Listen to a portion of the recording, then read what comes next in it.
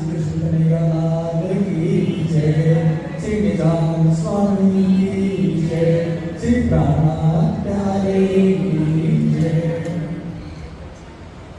मेरे प्यारे वारी रे वारी, मेरी प्यारी वारी रे वारी, तुम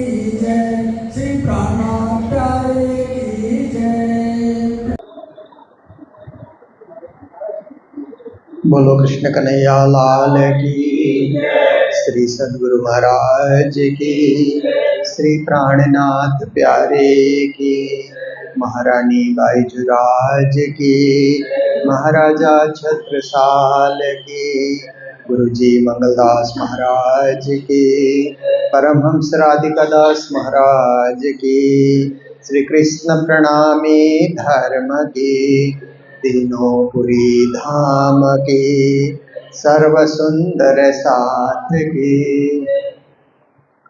प्यारे सुंदर साथ जी, आज भी हम लोग ध्यान विधि, प्रणामी ध्यान विधि, ऐसे तो ध्यान विधि हिंदू समाज में अलग अलग ढंग से बताई जाती है। योग अभ्यास में ध्यान विधि अपने ढंग की है और भक्ति जगत में ध्यान की विधि अलग से है। तो देखिए, हम लोग सच्चिदानंद ब्रह्म का ध्यान करते हैं, जिनके पास सत्य चित्त और आनंद है। कई लोग शून्य का ध्यान करते हैं, निराकार का ध्यान करते हैं, निर्गुण का ध्यान करते हैं। कई लोग ज्योति स्वरूप ब्रह्म का ध्यान करते हैं कि ब्रह्म ज्योति के समान है। कई लोग ओमकार महामंत्र का ही ध्यान करते हैं, ओम महामंत्र का जाप करके उसी का ध्यान किया करते हैं। कई लोग भगवान विष्णु का ध्यान करते हैं, कई लोग भगवान नारायण का ध्यान करते हैं, कई लोग ओमकार स्वरूप प्रणव ब्रह्म का ध्यान करते हैं। और भक्ति जगत में गोलोकीय कृष्ण का ध्यान भी होता है। और हम ध्यान कर रहे हैं परम धाम के किशोर स्वरूप श्री राजश्यामा का हम लोग ध्यान कर रहे हैं। प्राणीनाथ जी ने और एक शब्द दिया है, चितवनी। चितवनी का अर्थ होता है परम धाम के रंगमहल के 10 भोम की लीलाओं को याद करना। और 25 पक्ष में, शुक्ल पक्ष या कृष्ण पक्ष में राज्य कहाँ कहाँ जाते हैं, उन स्थानों का स्मरण करना, उसको चितवनी कहा जाता है। परम धाम में चित्त को घुमाते रहना, चितवनी शब्द का अर्थ है अपने चित्त वृत्ति को परम धाम में घुमाते रहना जितना हो सके। पर ध्यान का अर्थ होता है केवल मूल मिलाव में ध्यान केंद्रित करना। पहले सुरता को उठा करके मूल मिलाव में पहुंचा देना, और मूल मिलाव में सिंहासन में बैठे हुए श्री राजश्यामा के चरणों तले हम बैठे हैं, आत्मा भाव से, सखी भाव से, और राज्य का ध्यान कर रहे हैं और राज्य से सत्य चिद आनंद प्राप्त कर रहे हैं। ये भाव लेकर के जो ध्यान होता है उसी को परम धाम का ध्यान, मूल मिलावे का ध्यान कहा जाता है। ये ध्यान विधि मैंने गुरुजी मंगलदास जी महाराज के समय में ही गुरुजी से आदेश लेकर के तैयार करके राजविद्या में प्रकाशित किया था। उसके बाद नित्य पाठ में भी मैंने ध्यान विधि करके प्रकाशित किया। आजकल तो ध्यान लगाने वाले बहुत नए नए प्रचारक निकल रहे हैं, पर ये ध्यान कैसे होता है, ये प्रारंभ गुरुजी की कृपा से मैंने सबसे पहले 1984 में शुरू कराया था, जब यहाँ पर पारायण चल रहा था। 108 पारायण भव्य रूप से यहाँ संत गुरुजन आए थे, तभी से वो ध्यान विधि प्रारंभ कराया था। वही विधि जो गुरुजी से सीखी, गुरुजी से पाया, क्योंकि हम गुरुजी मंगलदास जी परिवार से हैं, मंगल परिवार से हम लोग हैं। तो मंगल परिवार में गुरुजी मंगलदास जी ने परमधाम का संदेश दे करके हजारों लाखों सुंदर साथ को परमधाम पहुंचाया, और हजारों लाखों आज भी परमधाम की यात्रा में, परमधाम के ध्यान में संलग्न है। उसी विधि को मैं आपके समक्ष प्रस्तुत कर रहा हूँ। तो ध्यान में एक तो हम मंदिर में बैठ करके ध्यान करें, राज्य के मंदिर में, तब श्वास क्रिया करने की जरूरत नहीं है, सीधा ही ध्यान कीजिए। पर आप सिटिंग रूम में बैठ करके या कभी बेडरूम में ही बैठ करके, क्या कभी यात्रा के दरमियान में आप ध्यान लगा रहे हैं, तो श्वास क्रिया भी साथ में कर सकते हैं। तो हल्का सा श्वास क्रिया की विधि मैं आपको बताता हूँ। तो ध्यान लगाने के लिए ये मुद्रा मैंने कल आपको बताया, ये सब सहज मुद्रा है, सरल मुद्रा है। घुटनों के ऊपर रखना है, ये 2 उंगली ऐसे जुड़े हुए रहेंगे ये। और एक मुद्रा है कि ऐसे करके अपने नाभि के पास इसको लगा करके इस मुद्रा से भी ध्यान किया जा सकता है। और सखी भाव का ध्यान करना है तो हाथ जोड़ करके भी ध्यान किया जा सकता है। जो मुद्रा आपको सरल लगे, सुखद लगे, ध्यान करने में सहयोगी लगे, उस मुद्रा का आप पालन कर सकते हैं। अभी इसी, क्योंकि हम यहाँ पर बैठे हुए हैं तो इसी मुद्रा से अभी हम लोग ध्यान करने की कोशिश करते हैं।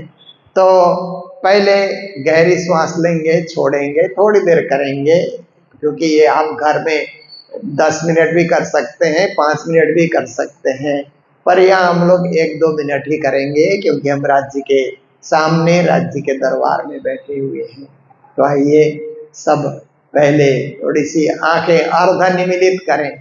अर्ध निमीलित का अर्थ होता है आधी आंखें खुली है, आधी आंख बंद है। ऐसी स्थिति को अर्ध निमीलित नेत्र कहा जाता है। वैसी स्थिति में आकर के आप श्वास को खींचें और श्वास को छोड़ें। जैसे मैं करता हूँ वैसे ही आप लोग भी करेंगे। श्वास खींचिए, अब छोड़िए।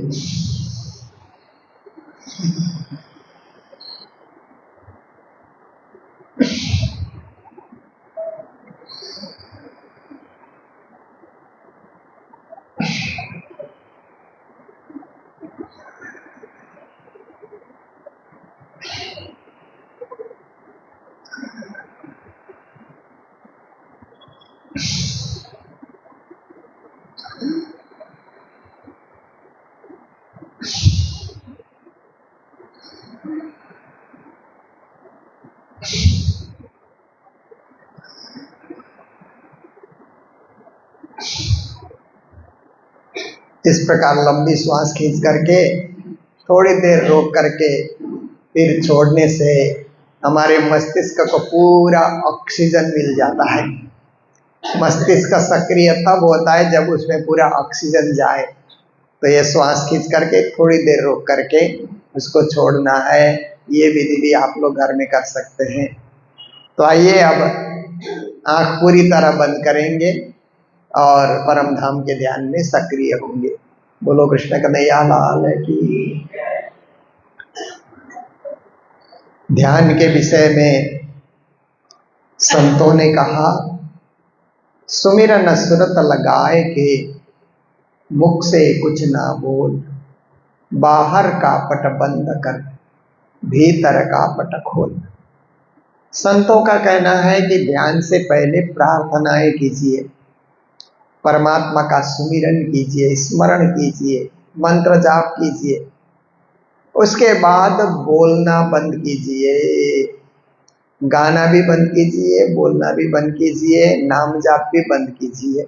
मुख से कुछ ना बोल, बाहर का पट बंद कर, बाहर के नेत्रों को बंद करके भीतर का पट खोल, अंतर नेत्र को, अंतर दृष्टि को खोलने के लिए प्रयास कीजिए। तो ध्यान की घड़ी में सबसे पहले अपने गुरुजनों का ध्यान होता है। बिना गुरु कृपा कुछ भी संभव नहीं है। तो हमारे आद्य सदगुरु धनी श्री देवचंद जी महाराज को याद करके उनको प्रणाम। महामती स्वामी श्री प्राणनाथ जी महाराज को याद करके उनको प्रणाम। महाराजा छत्रसाल जी को याद करके उनको प्रणाम। गुरुजी मंगलदास जी महाराज को याद करके उनको प्रणाम। फिर अपने निज नाम दाता गुरु को याद करके उनको प्रणाम। गुरुजनों ने आशीर्वाद दिया कि सुंदर साथ परम धाम का ध्यान करो, हम तुम्हारे साथ हैं। आप विचार कीजिए, शरीर आपने धारण किया हुआ है, ये पंच तत्व का शरीर है। इसमें 10 इंद्रियां हैं, 5 ज्ञानेंद्रियां, 5 कर्मेंद्रियां। इन इंद्रियों के पीछे मन बैठा हुआ है, मन के पीछे बुद्धि बैठी हुई है, बुद्धि के पीछे चित्त बैठा हुआ है, और उसके बाद विशुद्ध आत्मा छुप कर बैठी हुई है। आत्मा से ही संपूर्ण शरीर का संचालन होता है, आत्मा से ही परमात्मा का भी ध्यान होता है। इसलिए अपने आत्म तत्व को निहारिए, ज्योति स्वरूप को देखिए, चैतन्य स्वरूप को देखने के लिए प्रयास कीजिए। आत्मा को ही संतों की भाषा में सुरता भी कहा जाता है, सुरत भी कहा जाता है। तो आप देखिए, आप अपनी सुरता को इस शरीर से उठा करके परम धाम के ध्यान से जोड़ेंगे और स्मरण करते जाएंगे तो ये मृत्यु लोक है जहाँ हम बैठे हुए हैं। यहाँ 84 लाख प्रकार की जीव योनियां यहाँ पर विचरण करती हैं, और इससे आगे पितरों का लोक आता है, इससे ऊपर पितरों का लोक आता है, उसके ऊपर स्वर्ग लोक आता है जहाँ इंद्र राज्य करते हैं, देवी देवता स्वर्ग का सुख भोगते हैं। उसके ऊपर मारलोक, जनलोक, तपलोक, सत्यलोक। मारलोक में धर्मराज रहते हैं, फिर जनलोक में जन सेवा करने वाले रहते हैं, ऋषि मुनि रहते हैं। तपलोक में तपस्वी जो भी ऋषि मुनि होते हैं वो वहाँ पर रहते हैं, और सत्यलोक में ब्रह्मा विष्णु महेश त्रिदेव रहते हैं। त्रिदेव की 3 पुरियाँ हैं, ब्रह्मा जी की ब्रह्मपुरी, विष्णु भगवान की वैकुंठपुरी, शिव जी की कैलाशपुरी। जो भक्त इनको ही सर्वस्व मान करके आराधना करते हैं उनके लिए यही मोक्ष का स्थान है। पर हम तो परम धाम के ध्यान में चल रहे हैं, इसलिए 14 लोक से परे 8 आवरण है। भूमि रापो नलो वायु खम मनो बुद्धिरेव च अहंकार इतियम में भिन्ना प्रकृतिरष्टदा। गीता में कृष्ण कहते हैं मेरी 8 प्रकृतियां हैं, ये 14 लोक से परे है। उससे परे जाते हैं तो गायत्री का देश है। जो भक्त लोग ओम भूर्भुवस्व तत्सवितुर्वरेण्यम भर्गो देवस्य धीमहि धियो यो न प्रचोदयात्, गायत्री मंत्र का जाप करते हैं उनके लिए यही मोक्ष का स्थान है। उससे आगे भगवान नारायण का देश है। जो भक्त श्रीमन नारायण नारायण नारायण इस प्रकार से नारायण महामंत्र का जाप करते हैं तो उनके लिए यही मोक्ष का स्थान है। भगवान नारायण से परे महानिराकार, महाशून्य और महानिरंजन है। कई लोग निरंजन को ही ब्रह्म मानते हैं, कई लोग निराकार को ब्रह्म मानते हैं, कई लोग शून्य को ब्रह्म मानते हैं। उनके लिए यही मोक्ष का स्थान है, जो अत्यंत खाली जगह है जिसको निराकार कहा जाता है। उस निराकार से परे बहुत सारे भक्त जा नहीं सकते, क्योंकि निराकार का अंधेरा इतना छाया हुआ रहता है कि आगे पहुंचना मुश्किल होता है। परंतु कुछ भक्त लोग मंत्र शक्ति के द्वारा निराकार से परे पहुंच जाते हैं। निराकार के पार थे 3 पार के भी पार। निराकार से परे प्रणव ब्रह्म विराजे हुए हैं। जो लोग ओम सोम महामंत्र का जाप करते हुए मोक्ष को प्राप्ति करना चाहते हैं वो प्रणव ब्रह्म में जाकर के मोक्ष प्राप्ति करते हैं। उसके बाद अव्याकृत ब्रह्म है, गौलोक धाम है।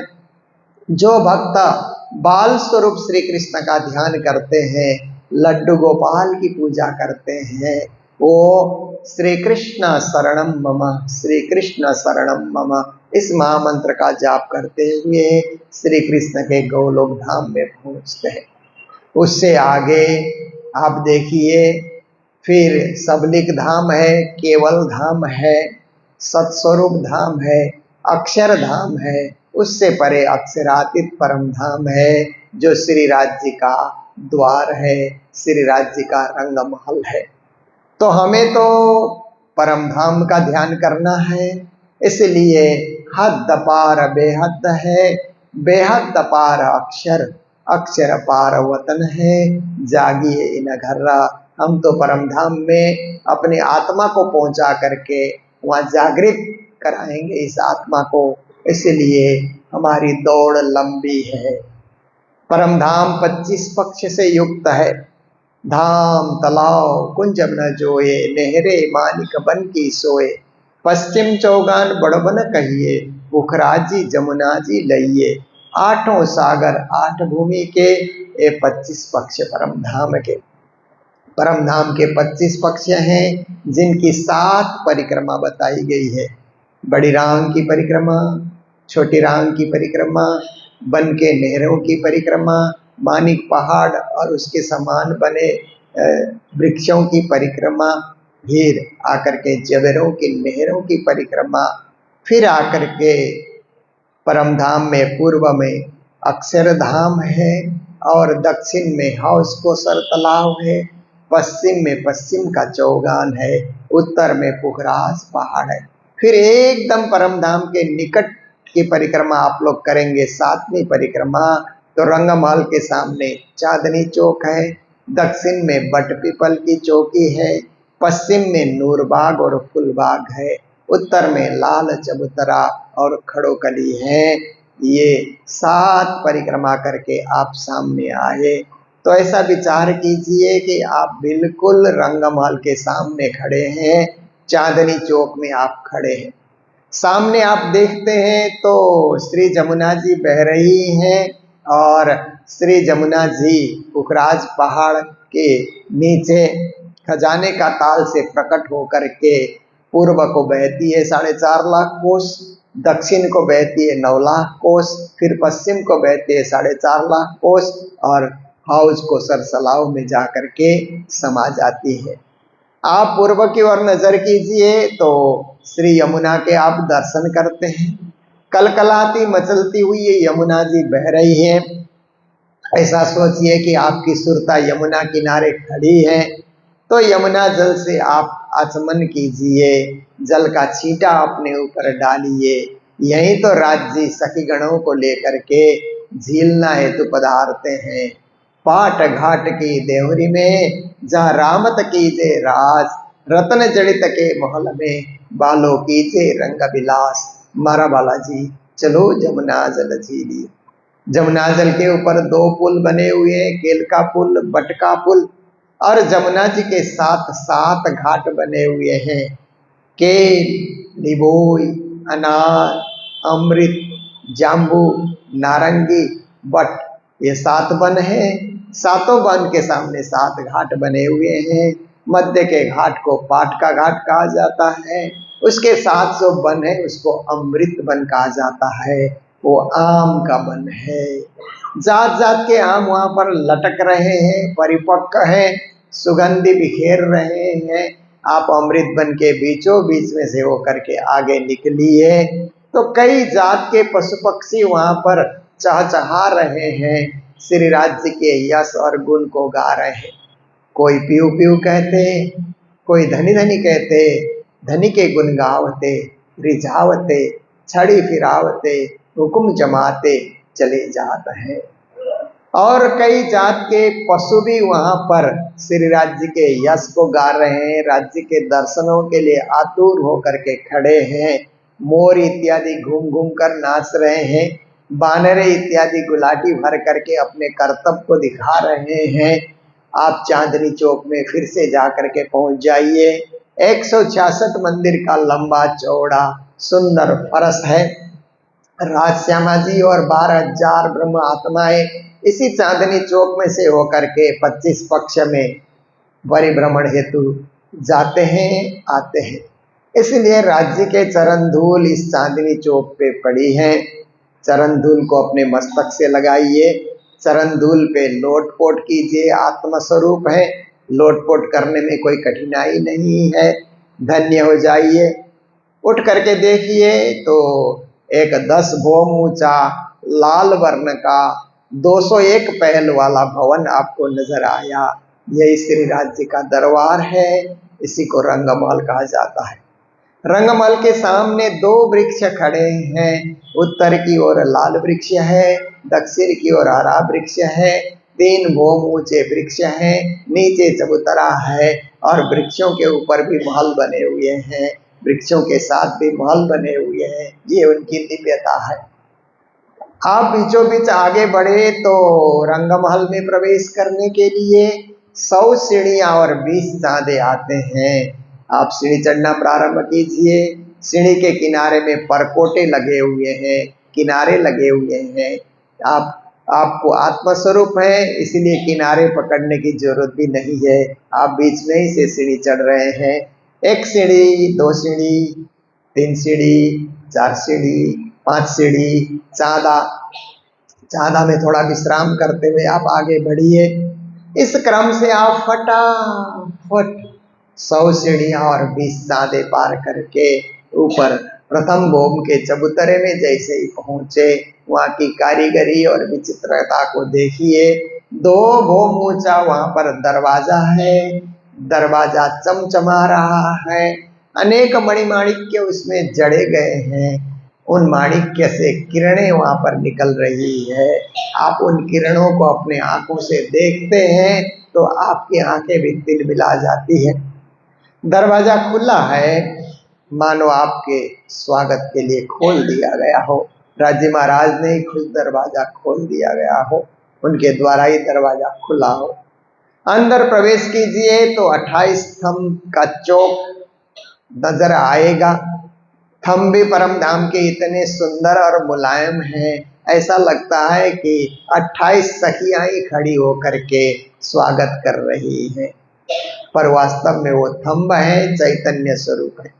यही परम धाम की विशेषता है कि हर चीज में परम धाम में चैतन्यता है, हर चीज में वहाँ पर प्रकाश है, हर चीज में वहाँ पर कोमलता है, हर चीज में वहाँ पर शीतलता है, हर चीज में वहाँ पर सुगंधी है। एक एक चीज में 5-5 गुण परम धाम में समाये हुए रहते हैं। इस 28 स्तंभ के चौक में जब राज्य कृष्ण पक्ष के दिनों में वनों में विहार करके लौट आते हैं, श्यामा महारानी साथ में होती है, तो इंद्रावती सखी और अमलावती सखी मिलकर के राजश्यामा की आरती उतारती हैं। उस क्षण को याद कीजिए। कंचन थाल चहुमुख दीवला, दीपक ज्योत प्रकाशी, करे आरती जियावर रानी, आनंद अंग उल्लासी। फिर आप आरती के पश्चात देखिए, वहाँ पर ये कमरों के 2-2 हारें वहाँ पर चल रही है। 6-6 हजार कमरे, 12,000 कमरे दिखलाई देते हैं। खम्भों की 3-3 हारें वहाँ पर चल रही हैं और सब कतारबद्ध हैं, लाइनबद्ध हैं। सामने 4 चौरस हवेली हैं, वो भी कतारबद्ध हैं। उनको पार करके आप आगे बढ़े तो गोल हवेली नजर आई। गोल हवेली के नीचे भी वहाँ महल मंदिर बने हुए हैं, कमरे बने हुए हैं और वहाँ खम्भों की हारें वहाँ लग रही है। गोल हवेली कमर भर ऊंचा है। उस कमर भर ऊंचे उस मंदिर में, मंडप में जैसे ही आप प्रवेश करते हैं, 1 सीढ़ी, 2 सीढ़ी, 3 सीढ़ी, चारों ओर 64 थंब की शोभा को आपने देखा। हीरा, लसनिया, गोमादिक, मोती, पाने, परवाल, हेम, चांदी, थंब नूर के, थंब कंचन अति लाल, पीरोजा और कपूरिया या के 8 थंब रंग दोए। इस तरह से 8-8 थंब अलग अलग धातु के वहाँ पर बने हुए हैं, नग के वहाँ पर बने हुए हैं और 4 थंब धातु के बने हुए हैं। ये परम धाम की विशेषता है। आप जैसे ही 4 द्वार हैं तो पूर्व के द्वार से रंगम उस मूल मिलान में प्रवेश कर रहे हैं, तो ऊपर चंद्रवा टंगा हुआ है, नीचे गिलम बिछी हुई है। जैसे ही गिलम में आपने प्रवेश किया, अत्यंत मुलायम गिलम में आपने प्रवेश करने का अनुभव किया। वहीं 12,000 ब्रह्म सृष्टि के परात्मा वहीं पर विद्यमान है, परात्म स्वरूप वहीं विद्यमान है, स्तब्ध होकर के खेल देख रही है। आप ऐसा सोचिए कि आपकी आत्मा पर आत्मा में समा गई, पर आत्मा स्वरूप सखी के रूप में उठकर खड़ी होकर के कहती है, हे धनी, हे पिया, हे मेरे राज, आप कहाँ हैं, कहाँ हैं? तो आपकी नजर मध्य में शास्त्र दल कमल के समान जो गिलम के ऊपर परिदृश्य बना हुआ है, वही कंचन रंग का सिंहासन आपको दर्शन होता है। श्री राज श्री ठकुरानी जी प्रथम भोग में विराजमान भय, तहाँ कंचन रंग को सिंहासन, तिनके 6 पाए 6 डांडे, एक एक डांडे में 10-10 रंग जवेरों की झलकत है। 6 पाए 6 डाढ़े वाले सिंहासन में राजश्यामा बैठे हुए हैं और श्री राज जी किशोर स्वरूप हैं। श्री राज जी ने अपने दाएं पांव को बाएं पांव के घुटन के ऊपर रखा है। बायां चरण राज्य का नूर की चौकी पे शोभा पा रहा है। श्यामा महारानी किशोरी हैं और श्यामा महारानी के युगल चरण नूर की चौकी के ऊपर शोभा पा रहे हैं। आप राजश्यामा के बिल्कुल करीब पहुंच जाइए तो राज जी ने अपने दायां चरण भी नूर की चौकी के ऊपर रखा। श्री राज जी के युगल चरणों में प्रणाम, श्यामा महारानी के युगल चरणों में प्रणाम। राजश्यामा के चारों चरणों को बाहों में भर लीजिए, लिपट जाइए और इस दुख रूप खेल में भूलने के लिए पछताइए कि हे धनी, हे पिया, हे मेरे राज, आपके प्यारे प्यारे इन चरणों से हम जुदा हो गए थे। माया के अनेक थपेड़ों में हम परेशान हो रहे थे, परंतु आप ही कृपा करके सदगुरु के रूप में पधारे और परम धाम का अनुभव हमें कराया। धन्य है श्री राज, धन्य है श्री राज। श्री राज जी अपने वरद हस्त को बढ़ाते हुए कहते हैं, सुंदर साथ, खेल देखने के लिए मैंने ही तुम लोगों को भेजा था और ब्रज रास जागनी का खेल देखने के बाद फिर से परम धाम का अनुभव कर रहे हो, परम धाम का ध्यान कर रहे हो। ये बहुत खुशी की बात है, ये बहुत प्रसन्नता का विषय है। ये 25 पक्ष परम धाम तुम्हारा है। रमो खेलो कूदो खाओ पियो बेरोक टोक, परम धाम तुम्हारा है।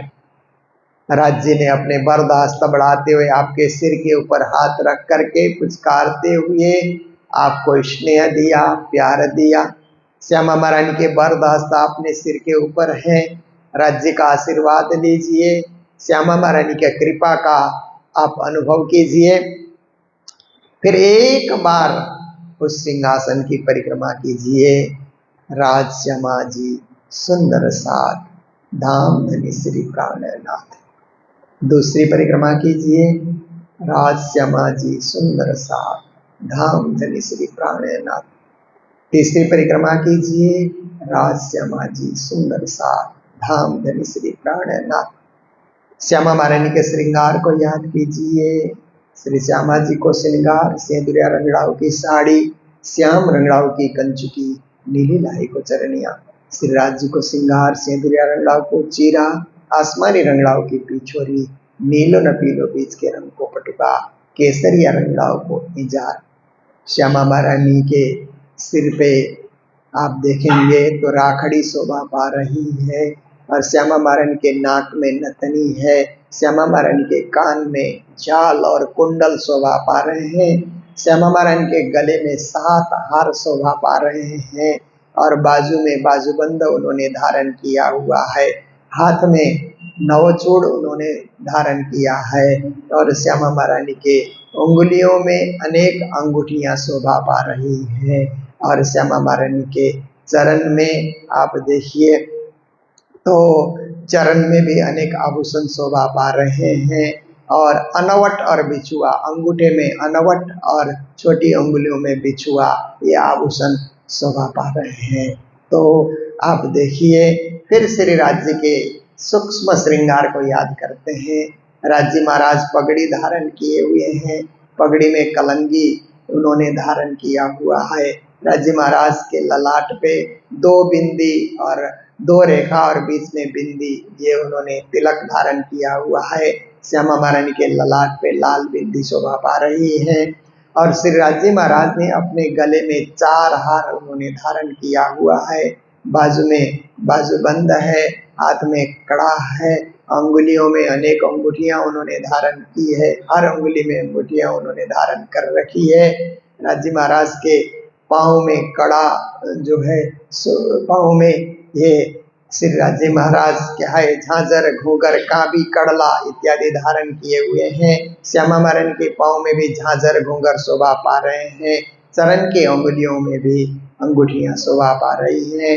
राज्य किशोर स्वरूप है और राज्य महाराज के साथ श्यामा महारानी भी किशोरी हैं।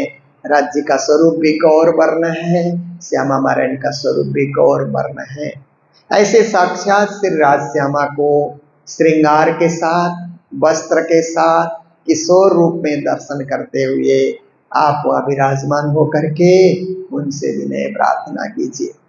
अरस तुम्हारा मेरा दिल है, तुम आए करो आराम, सेज बिछाऊं रुच रुच के, यही तुम्हारो विश्राम।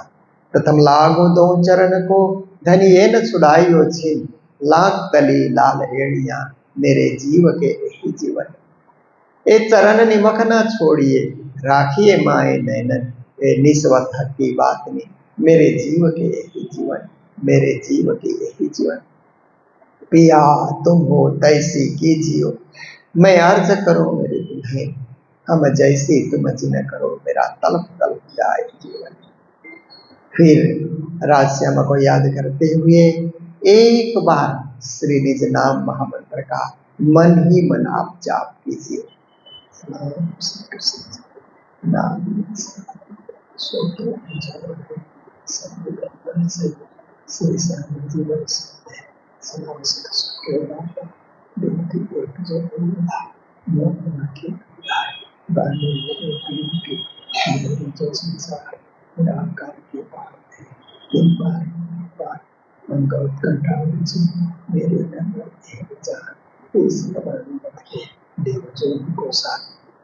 इंसान में कई सत्सुख सोने में कर देता इस सुख देव ब्रह्म शक्ति तो मैं जब सुख में छूट जाए कार आए आनंद खंड को श्री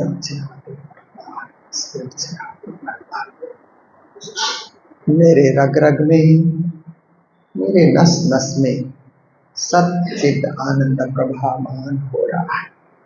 मेरे भीतर भी शांति, बाहर भी शांति, सर्वत्र शांति शांति, सर्वत्र एकात्म भाव का अनुभव हो रहा है, सर्वत्र अद्वैत का अनुभव हो रहा है, अखंड का अनुभव हो रहा है।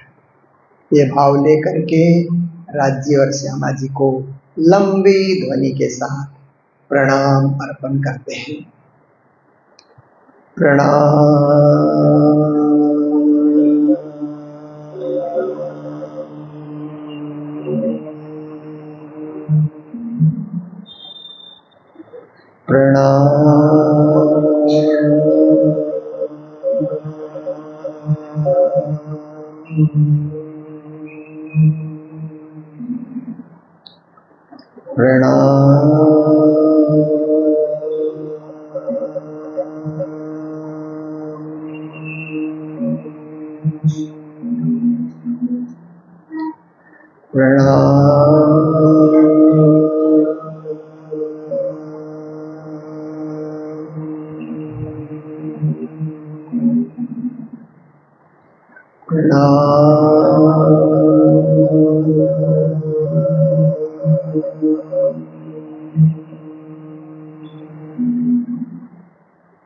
श्री राज जी को प्रणाम, श्री श्यामा जी को प्रणाम, सर्व सुंदर साथ को प्रणाम। ये भाव लेकर के हम प्रतिदिन अपने घर में, मंदिर में बैठ करके 10 मिनट भी ध्यान लगाएंगे तो सच्चिद आनंद से जुड़ने का मौका मिलेगा और अपने जीवन में सच्चिद आनंद उतरने का आपको अनुभव होगा। तो इसी भाव के साथ धीरे धीरे दोनों हाथ को आप मसलिए और अपने आँखों से लगाइए, राज्य की कृपा का अनुभव कीजिए और राज्य की मेहर का अनुभव कीजिए। इसके साथ साथ आप लोग धुन भी लगाते जाएंगे। आओ मिलके याद कर लें अपने पिया जी को, आओ मिलके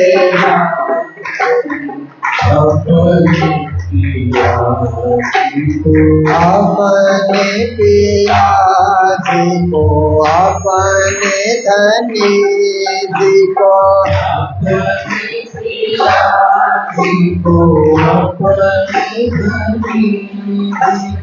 आओ मिलके याद कर ले अपने पिता जी को आओ मिलके याद कर ले अपने पिता जी को रंग महल में झिल मिल खेले रंग महल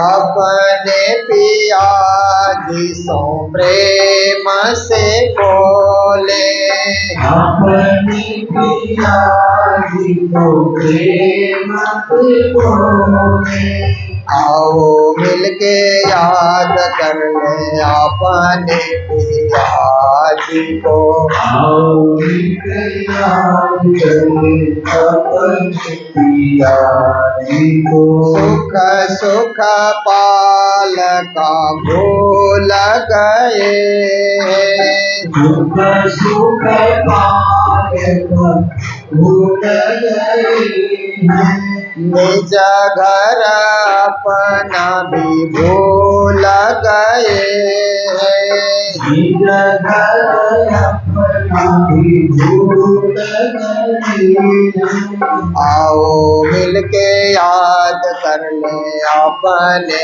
पिया जी को आओ मिलके याद कर ले अपने पिया जी को सुख निज घर का तब ही पावे सुख निज घर का तब ही पावे धनी चरणों में जब ध्यान लगावे धनी चरणों में जब ध्यान लगावे आओ मिलके याद कर ले अपने पिया जी को आओ मिलके याद कर ले अपने पिया जी को अपने पिया जी को अपने धनी जी को अपने पिया जी को अपने धनी